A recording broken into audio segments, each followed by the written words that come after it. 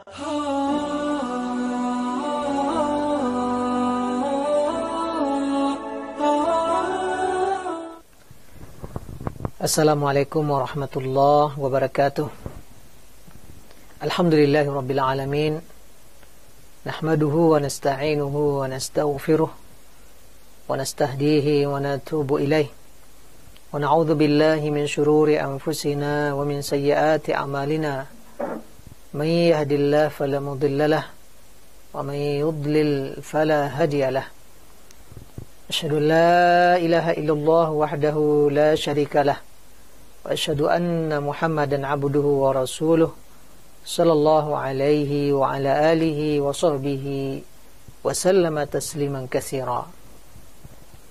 Ma'asyiral muslimin rahimakumullah. Usikum wa nafsi bitaqwallahi faqad fazal muttaqun. Ya ayyuhalladzina amanu taqullaha haqqa tuqatih wa la tamutunna illa wa antum muslimun. Kaum muslimin dan kaum muslimat dimanapun berada, hamba-hamba Allah rahimakumullah. Kembali kita memperbaharui rasa syukur kita kepada Allah subhanahu wa ta'ala atas segala nikmat dan karunia yang senantiasa Allah curahkan kepada kita hamba-hambanya. Yang paling utama adalah nikmat iman, nikmat Islam, dan nikmat kita dimudahkan melakukan ibadah dan amal soleh, terutama di bulan yang mulia, di bulan Ramadan ini. Semoga kesyukuran kita akan berbuah, bertambahnya nikmat iman, nikmat Islam, dan nikmat amal soleh kita dari Allah subhanahu wa ta'ala. Kemudian kita senantiasa berselawat untuk Nabi Muhammad sallallahu alaihi wasallam. Allahumma salli ala Muhammad wa ala alihi wa sahbihi ajma'in. Semoga kita berhak mendapat syafaat dari baginda Rasulullah sallallahu alaihi wasallam di akhirat kelak. Kita melanjutkan kajian sirah nabawiyah kita. Pada kali ini adalah membahas penggalan awal kenabian Rasulullah sallallahu alaihi wasallam. Pada tema awal kenabian ini ada beberapa poin yang akan kita bicarakan, dimulai dengan jati diri dan kepribadian Rasulullah SAW. Kemudian beliau mulai senang berkhalwat atau menyendiri di Gua Hira. Kemudian datangnya malaikat Jibril membawa wahyu, dan di akhir bagaimana peran istri beliau yang tercinta mengokohkan dan menguatkan hati beliau menerima pilihan Allah subhanahu wa ta'ala beliau menjadi Nabi dan Rasul. Kaum muslimin dan kaum muslimat, hamba-hamba Allah rahimakumullah. Poin yang pertama, kita kembali perlu mengetahui dengan baik bahwa Rasulullah SAW memiliki kepribadian yang mulia, memiliki jati diri yang baik, dikenal oleh semua orang di kota Mekah.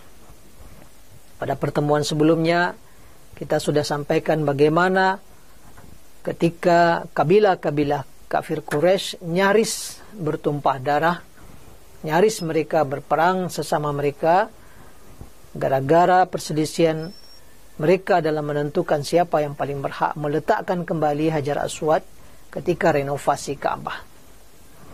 Namun kemudian Allah berkehendak mereka semua sepakat untuk menunjuk hakim atau penengah atas perselisihan mereka. Yang mereka pilih adalah siapa yang pertama kali masuk ke dalam komplek Masjidil Haram. Dan takdir Allah yang datang pertama kali waktu itu adalah baginda Rasulullah SAW yang belum menjadi Nabi dan belum menjadi Rasul. Melihat sosok yang datang ini, mereka semua senang, karena ini pribadi yang baik. Ini adalah orang yang mereka kenal pemilik akhlak yang mulia. Jadi Rasulullah SAW memang sudah punya karakter, jati diri, dan merek yang jelas beliau seorang yang mulia dan terhormat di kalangan kafir Quraisy. Sejak awal kita sudah sampaikan bahwa sejak remaja, sejak beliau masih awal-awal remaja, awal-awal dewasa, beliau selalu terjaga dirinya. Syekh Mubarak Fawri, Safiur Rahman Mubarak Fawri mengutip juga dalam buku Ar-Rahiqul Makhtum riwayat yang para ulama memang berselisih pendapat tentang kesahihannya, bahwa Rasulullah SAW sejak awal tidak pernah dirinya berkeinginan melakukan dosa-dosa besar. Nah, kecuali 2 kali, kata beliau. Ketika beliau menjadi penggembala, ingin di sore hari dan malam hari menikmati keramaian kota Mekah, melihat bagaimana para anak-anak muda, remaja mengisi keramaian di kota Mekah. Maka di sore hari dia menitipkan kambing-kambing ternak yang dia gembala kepada kawan pengembala yang lain. Lalu dia segera menuju ke kota Mekah. Sebelum nyampai di pusat kota, baru di awal masuk kota Mekah, dia sudah mendengar keramaian. Ini suara apa ini, katanya. Maka orang mengatakan itu suara pesta perkawinan si fulan. Itu suara musik dan nyanyiannya. Lalu Rasulullah terduduk mendengarkan, tapi ketika itu Allah turunkan rasa kantuk sehingga beliau tertidur. Baru terbangun esok hari ketika matahari pagi sudah menerpa wajah beliau. Lalu diulang lagi, sorenya ingin seperti itu dan terjadi lagi hal yang sama. Sampai kemudian beliau berkata, sejak itu aku tak pernah lagi berkeinginan ikut serta atau terlibat melakukan dosa atau kecenderungan melakukan perbuatan buruk dan jahiliyah. Beliau tak pernah sama sekali ikut serta dalam ritual peribadatan kesyirikan di Ka'bah di Mekah. Beliau tidak nyaman hatinya bila ada orang-orang Quraisy bersumpah demi Hubal, demi Lata, demi Uzza. Itu tidak senang dan tidak tenang hatinya mendengar. Akhlaknya dikenal santun, terhormat, mulia, dan selalu ikut serta dan terlibat dalam agenda-agenda kebaikan di tengah masyarakat. Itulah membuat beliau sangat dikenal sebagai seorang yang baik, seorang yang mulia akhlaknya, baik, dipercaya. Sehingga kemudian dia digelari dengan As-Sadiqul Amin, seorang yang jujur lagi terpercaya. Beliau juga sangat menjaga kehormatannya. Diriwayatkan juga bagaimana ketika orang-orang semua gotong royong dalam renovasi Ka'bah, ya, Rasulullah SAW ikut serta juga mengangkat batu. Lalu waktu itu dia angkat batunya dengan menggunakan kain sarungnya, lalu terjatuh sehingga tersingkap auratnya, dan beliau sempat tidak sadarkan diri. Ketika siuman dia langsung berteriak tentang izari, izari, sarungku, kainku. Begitu beliau senantiasa menjaga kehormatan, menutup auratnya sejak beliau remaja, dewasa, dan aktif berinteraksi dan beraktivitas bersama masyarakat. Jadi baginda Rasulullah SAW menjelang kenabiannya adalah seorang sosok yang sudah terkenal baik, dipuji oleh semua orang, dan diakui sebagai seorang yang jujur dan dapat dipercaya. Itulah jati diri Muhammad bin Abdullah yang akan mengemban amanah Nabi akhir zaman. Sehingga wajar saja ketika beliau mendapatkan wahyu dan ketakutan pulang ke rumah, istri beliau Khadijah itu dengan logika yang sederhana menyikapi bahwa tidak mungkin orang baik-baik seperti anda ini, seperti engkau ini, akan celaka dan dianiaya. Nggak mungkin. Karena memang sosok dan pribadi Rasulullah SAW sangat terkenal kebaikannya dan peduli dengan orang lain. Di antara pujian Ibunda Khadijah kepada suaminya, wallahi innaka la tasilur rahim, engkau suka silaturahim. Engkau selalu suka silaturahim. Wa tahmilul kal, suka mengambil beban orang lain. Wa taksibul ma'dum, suka beri orang yang enggak punya. Wa tukirul ad-daif, suka memberi makan tamu. Wa tu'inu ala nawaibil haqq, engkau suka membantu semua pintu-pintu kebaikan. Makanya berani Ibunda Khadijah bersumpah, wallahi la yukhzika Allah, demi Allah engkau tidak akan disia-siakan Allah, engkau tidak mungkin orang baik seperti ini akan celaka. Nah, itulah pribadi dan sosok Nabi Muhammad SAW sebelum beliau menjelang menjadi Nabi.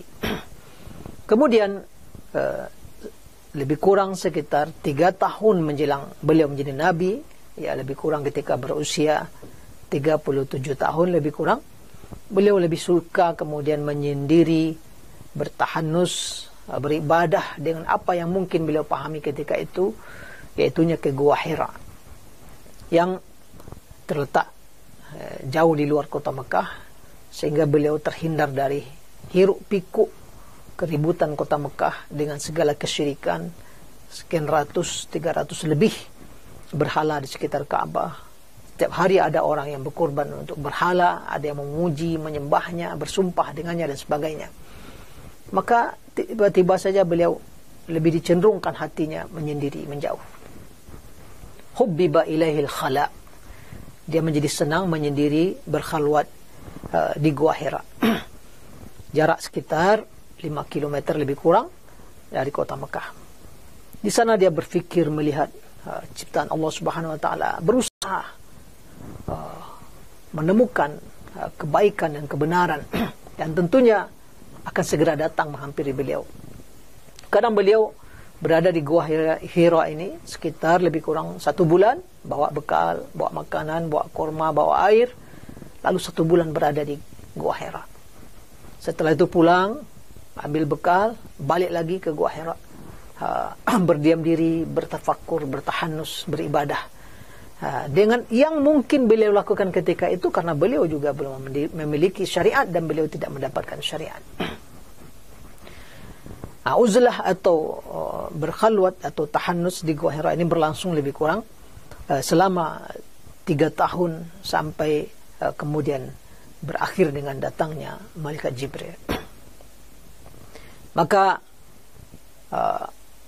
beberapa waktu sekitar lebih kurang 6 bulan menjelang kenabiannya, Rasulullah SAW seringkali bermimpi, mimpi yang sangat jelas, mimpi yang terang, seperti melihat cahaya subuh yang begitu muncul di tengah kegelapan, nyata, jelas, putih. Ini berlangsung berulang-ulang 6 bulan, seperti yang diceritakan oleh Ibunda Aisyah dalam hadis yang sahih muttafaqun alaih, bahwa Rasulullah SAW di 6 bulan menjelang kenabian ini seringkali melihat mimpi-mimpi yang jelas, mimpi-mimpi yang benar. Dan dalam perjalanannya menuju Gua Hira, bolak-balik ke rumah dan sebagainya, juga beberapa kali ada batu-batu yang memberikan salam kepada beliau. Ini menjadi tanda-tanda dia akan menjadi seorang nabi dan rasul terakhir. Sampai kemudian peristiwa turunnya malaikat Jibril, yang memang para ulama tidak sepakat tentang satu tanggal. Menurut penelitian dan kajian dan analisa Syekh Sofir Rahman Mubarak Fauri dalam kitabnya Rahikul Makhtum, paling besar kemungkinan terjadinya turun wahyu yang pertama itu adalah pada tanggal 21 Ramadan di tahun 610 Masehi, atau lebih kurang ketika umur Rasulullah SAW dalam hitungan Hijriah sudah 40 tahun 6 bulan lebih, dalam hitungan Masehi umur beliau 39 tahun lebih. Malam itu atau waktu itu turunlah Jibril membawa wahyu dan mengajak Rasulullah SAW untuk membaca Iqra. Disuruhnya Rasulullah membaca. Maka Rasulullah menjawab, ma ana biqari. Aku tidak bisa membaca. Karena memang Nabi kita SAW seorang ummi, Nabi yang buta huruf. Beliau tidak bisa membaca dan tidak bisa menulis. Dan memang mayoritas penduduk kota Mekah kondisi seperti itu, sesuai dengan Allah katakan dalam firman-Nya, huwallazi ba'atsa fil ummiyina rasulan minhum. Dialah Allah yang mengutus di kalangan orang-orang yang buta huruf nabi dari mereka juga. Jadi sama-sama buta huruf. Dan kita tidak usah merasa bingung, kok nabi kita buta huruf. Bagi Rasulullah SAW buta huruf justru bukan aib, bukan cacat, bukan kekurangan. Justru dengan buta hurufnya baginda Rasulullah SAW itu menjadi penguat bahwa ayat-ayat yang beliau bawa, yang beliau sampaikan kepada para sahabat, kepada kafir Quraisy, itu murni datang dari Allah. Nggak akan ada orang berpikir, oh ini karya Muhammad ini. Nggak mungkin karya Muhammad. Dia sendiri aja nggak bisa baca, nggak bisa menulis. Masa dia bisa mendatangkan ini kalimat-kalimat agung yang mengalahkan puisi-puisi Arab yang luar biasa. Karena Rasulullah SAW diutus oleh Allah bertepatan di puncak kejayaan sastra Arab. Pujangga-pujangga Arab jahiliyah menuliskan puisi-puisi mereka yang luar biasa sampai-sampai ada yang dikenal dengan Al-Mu'allaqatus Sab'ah. 7 puisi yang sangat indah, sangat bagus, ditulis dengan istimewa, khusus, spesial, digantungkan di Ka'bah. 7 puisi khusus. Saking karyanya, fenomenal. Tapi kehebatan sastra bangsa Arab itu kalah dengan Al-Quran. Kalah dengan indahnya Al-Quran. Yang bawa Al-Quran ini orang yang nggak pandai baca, nggak pandai menulis. Maka ketidakpandainya menulis dan membaca menjadi bukti bahwa yang dia bawa betul-betul datang dari Allah Subhanahu wa Ta'ala. Maka kaum muslimin tidak usah ragu bahwa Rasulullah memang adalah seorang nabi yang buta huruf. Itu dikuatkan lagi oleh Allah Subhanahu wa Ta'ala dalam surah Al-A'raf. Bagaimana Allah menegaskan sekali, alladzina yattabi'una ar-rasula an-nabiyyal ummi alladzi yajidunahu maktuban 'indahum fit Taurati wal Injil. Dialah Allah, dialah orang-orang yang dipuji oleh Allah dan orang-orang yang mengikuti Rasul Nabi yang ummi yang mereka temukan ada di dalam Taurat, ada di dalam Injil, kabar tentang Nabi tersebut. Jadi Allah tugaskan 2 kali dalam surah Al-A'raf itu Ar-Rasul An-Nabiyyal Ummi. Nah, Rasul adalah seorang Nabi yang ummi.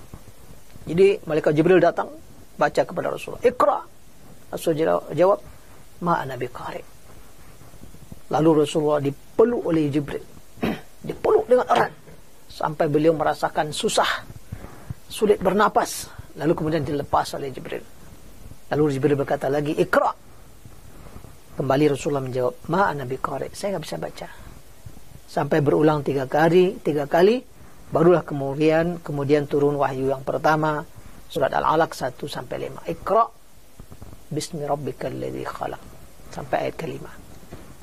Itulah peristiwa turunnya wahyu yang pertama kepada Rasulullah. Dengan turunnya wahyu ini dari malaikat Jibril kepada Rasulullah SAW, resmi beliau menjadi nabi. Nah, waktu itu Rasulullah SAW merasakan ketakutan yang luar biasa karena beliau belum pernah tahu hal ini. Beliau bukan seorang membaca sejarah, membaca kitab suci. Beliau tidak tahu tentang wahyu, beliau tidak tahu tentang Jibril. Mungkin pendeta-pendeta dari kalangan Bani Israel, dari Yahudi dan Nasrani akan tahu tentang wahyu karena mereka baca dalam kitab suci mereka. Mereka tahu tentang adanya Jibril, tentang malaikat. Rasulullah tak pernah baca itu. Maka beliau mengalami situasi kejiwaan yang luar biasa. Ketakutan, lari dari pulang ke rumah, menggigil dan meminta diselimut. Dasiruni, selimuti saya. Zamiluni, selimuti saya. Begitu suasana kejiwaan baginda Rasulullah SAW karena ini memang betul-betul pengalaman pertama beliau mendapatkan wahyu. Nah, seperti yang kita sampaikan tadi, beliau ketakutan dan ternyata Khadijah, sang istri, dengan logika yang sederhana, dia bisa menenangkan suaminya dan dia sendiri tidak kalut, dia tidak ketakutan. Nah, inilah kecerdasan Khadijah dan ketenangan dia menyaksikan suaminya dalam suasana yang tidak biasa. Bahkan bisa dia kemudian memberikan, wallahi la yukhzik Allah. Demi Allah, engkau tidak akan disia-siakan Allah. Engkau ini orang baik, innaka la tasilur rahim. Engkau biasa silaturahim. Wa tahmilul kal, biasa menanggung beban orang, biasa wa tu'inul wa taksibul ma'dum, engkau biasa membeli orang yang enggak punya. Wa tuqirrud dhaif, suka memberi makan tamu. Wa tu'inu ala nawaibil haqq, engkau biasa ikut serta dalam seluruh pintu-pintu kebaikan. Maka secara logika orang baik-baik enggak mungkinlah dicelakakan oleh Allah Subhanahu wa taala. Ini logika yang dipakai oleh Ibunda Khadijah menyambut suaminya.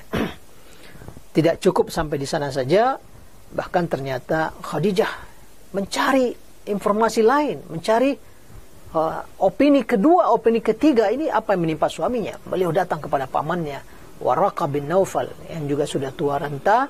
Dia salah seorang yang tahu tentang kitab, seorang pendeta ahlul kitab yang hanif. Maka dia bawa Rasulullah konsultasi kepada sang paman Waraqah bin Naufal. Ini apa yang sedang terjadi dengan suami saya? Maka Rasulullah menceritakan kepada Waraqah apa yang menimpanya dan apa yang dilihatnya. Nah, mendengar penuturan informasi dari Rasulullah SAW, apa yang dia lihat, apa yang dia alami, ada makhluk yang dia tidak pernah menyaksikannya. Maka langsunglah Waraqah bin Nawfal karena mengerti kitab suci, membaca Injil dan Taurat, dia langsung berkata, hadan namus alladhi jaa nazalallahu bihi ila Musa. Ini malaikat yang Allah turunkan kepada Nabi Musa ini. Langsung dia paham, ini Jibril ini.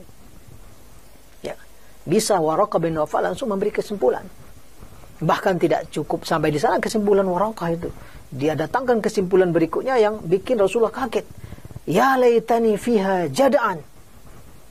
Seandainya saya masih muda kuat, jaza, kuat. Kenapa? Laitani akunu hayyan idh yukhrijuka qaumuk. Saya berharap saya masih hidup, masih kuat, masih gagah perkasa ketika kamu nanti akan diusir oleh kaummu. Jadi Waraqah langsung tidak saja mengambil kesimpulan ini adalah malaikat Jibril, bahkan dia sudah prediksi apa yang akan terjadi setelah ini. Rasulullah kaget. Awa mukhrijiyahum? Nabi Muhammad bertanya ke Waraqah, masa saya akan diusir oleh kaum saya? Maka Waraqah mengatakan, demi Allah, tidak ada seseorang yang mendapatkan seperti ini, yang seperti engkau dapatkan ini, kecuali akan diusir oleh kaumnya. Jadi Waraqah pun sudah prediksi bahwa nanti Nabi Muhammad SAW akan terusir. Karena dia sudah baca dari kitab-kitab suci sebelumnya, dari Taurat dan Injil, seorang yang menjadi Nabi seringkali oleh kaumnya mendapatkan respon negatif. Karena kaum mungkin tidak rela kok dia jadi Nabi. Tidak terima orang ini jadi Nabi. Apalagi petinggi-petinggi kaum yang merasa mereka lebih layak jadi pemimpin. Seperti yang terjadi dengan Bani Israel selepas wafatnya Nabi Musa. Setelah mereka selamat dari Fir'aun sampai di Sinai, kemudian Nabi Harun wafat, Nabi Musa wafat, mereka lebih kurang 40 tahun tersesat di padang pasir Tih. Lalu mereka menghadap kepada Nabi mereka, yang sebagian kitab tafsir mengatakan Nabi itu Nabi Syam'un atau Nabi Samuel. Mereka sudah kami ini sudah merasai, sudah susah hidup. Sekarang ayo kami ingin juga berjuang, berjihad, kita lawan itu kaum yang besar-besar raksasa badannya yang telah menjajah negeri Palestina. Kami ingin masuk lagi ke dalam ke kampung asal kami. Nah, Nabi waktu itu mengatakan, oke lah, saya doa sama Allah, kalau kalian minta ditunjuk seorang raja, seorang panglima untuk kalian, nah, saya minta. Lalu turun wahyu dari Allah kepada Nabi mereka ini, memberitahu yang akan jadi raja kalian, yang akan jadi panglima kalian adalah Talut. Innallaha qad ba'atsa lakum Taluta malika. Talut jadi raja kalian. Langsung saja petinggi-petinggi Bani Israel ini merasa, kok dia yang jadi raja? Anna lahul mulku alaina. Kok mereka dia yang jadi raja? Wa nahnu ahaqqu bil mulki minhu. Kami lebih berhak ini. Walam yu'ta sa'atan minal mal. Enggak punya harta lagi, miskin. Nah, memang tabiat banyak kaum seperti itu. Ketika salah seorang di antara mereka orang biasa-biasa saja, tapi terhormat dalam akhlak, mulia dalam perilaku, jati dirinya jelas, dipilih oleh Allah jadi nabi, mereka rata-rata tak terima. Nabi Isa mau dibunuh oleh kaumnya, ya. Nabi Zakaria akan dibunuh oleh kaumnya. Yahya seperti itu juga. Nabi Ibrahim diusir oleh kaumnya, dan begitu seterusnya. Jadi sudah paham Waraqah bin Nawfal, tidak ada orang yang dapat kenabian seperti ini, melainkan akan disakiti, dianiaya, dan bahkan sampai diusir. Maka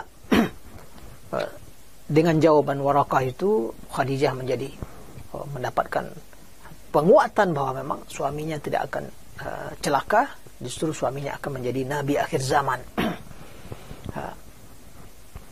Maka Rasulullah SAW mendapat jawaban seperti itu, ada rasa ketentraman dan ketenangan, dan Khadijah sang istri juga semakin kuat argumennya bahwa tak akan ada menimpa sesuatu tentang suaminya, karena suaminya adalah orang-orang baik yang selalu melakukan kebaikan kepada orang lain.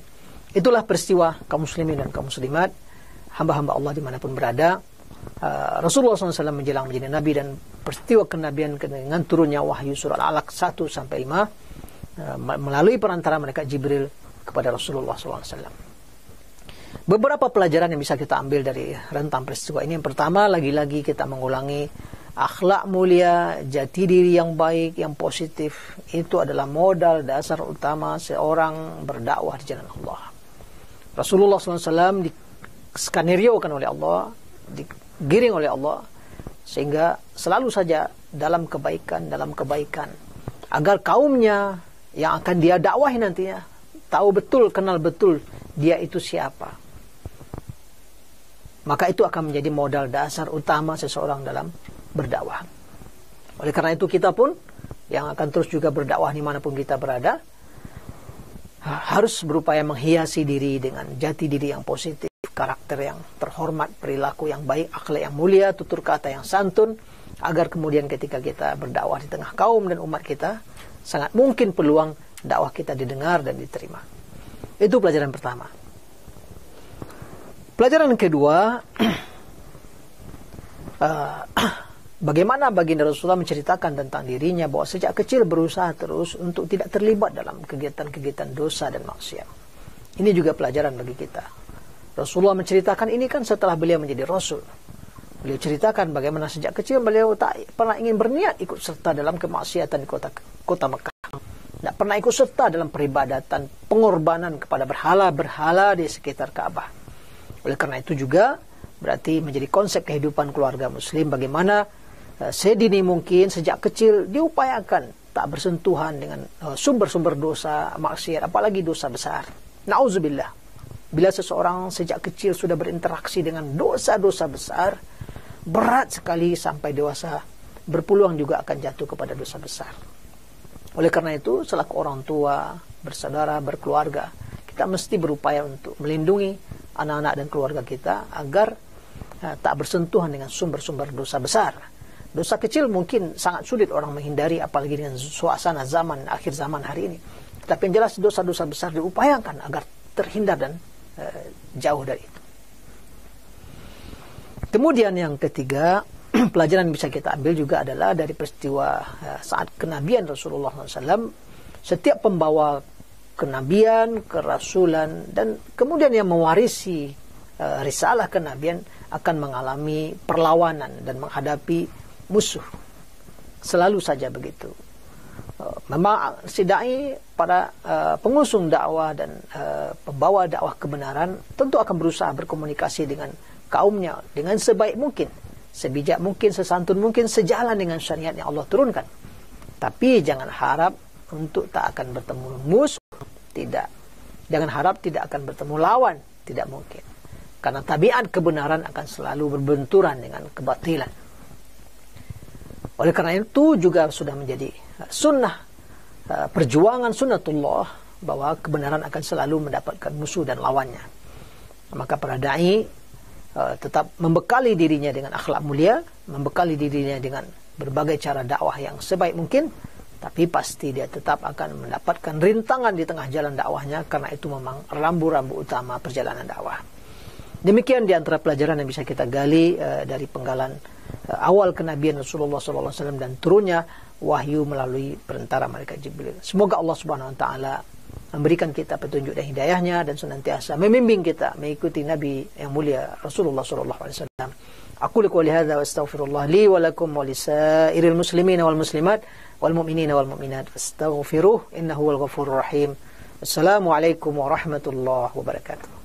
Yuk dukung program dakwah Islam di Radio SIP FM. Salurkan donasi Anda melalui rekening BNI Syariah 12300002112 atas nama PT Radio Suara Indah Pesona Prima.